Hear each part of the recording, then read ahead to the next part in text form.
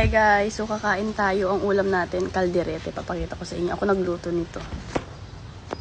Ayan yung ulam natin, kaldereta. Kalderetang baka yon. So ayan, kain tayo. Kuha lang ako ng ulam ko. Gusto ko yung mas taba-taba siya. Ako nagluto nito. Abangan nyo yung post ko. Nag-vlog ko to. Paano nagluto ng kaldereta. Ayan. Siguro 30 minutes lang dapat yung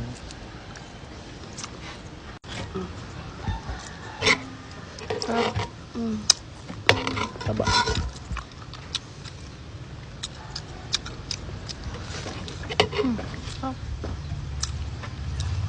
Kalito.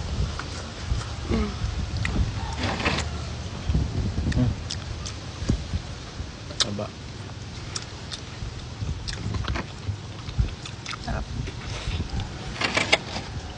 Dito tayo sa labas kasi mainit sa loob. Hintay mo na airport.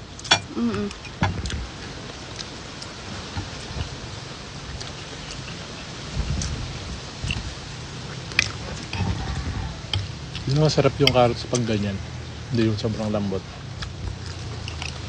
Ayaw mo.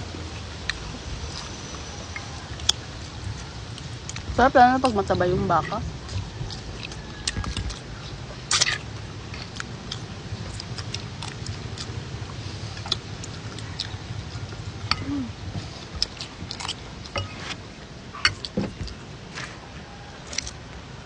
Yan, kuha tayo.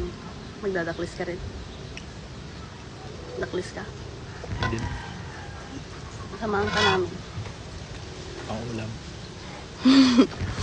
Pa-content mo.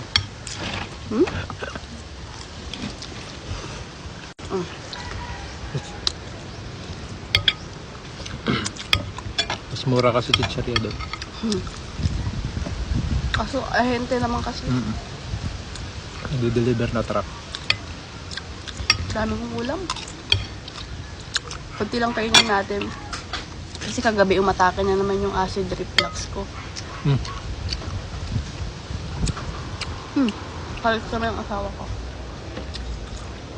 Hindi ako masyado mahilig sa ulam. Mas madami kanin ko sa ulam. Noon, pero ngayon hindi na. Kunti na lang kanin ko. Kasi hirap matunawan. Lalo na pag gabi sumasakit dito.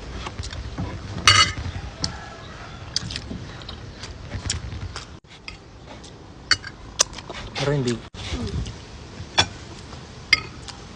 Sa pinatid ko yan.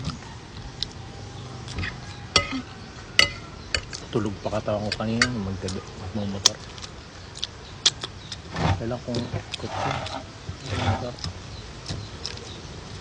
Tapos nakakasilaw yung araw.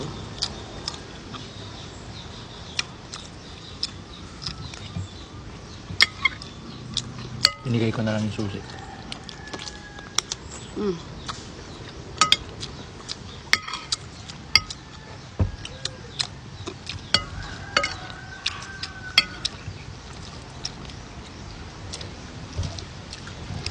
May iba-ibang method pagluto nito. Yung iba, pinipressure cooker kasama na yung sauce. Sauce? Try ko nga yun minsan. Di ba ginisa yung karne?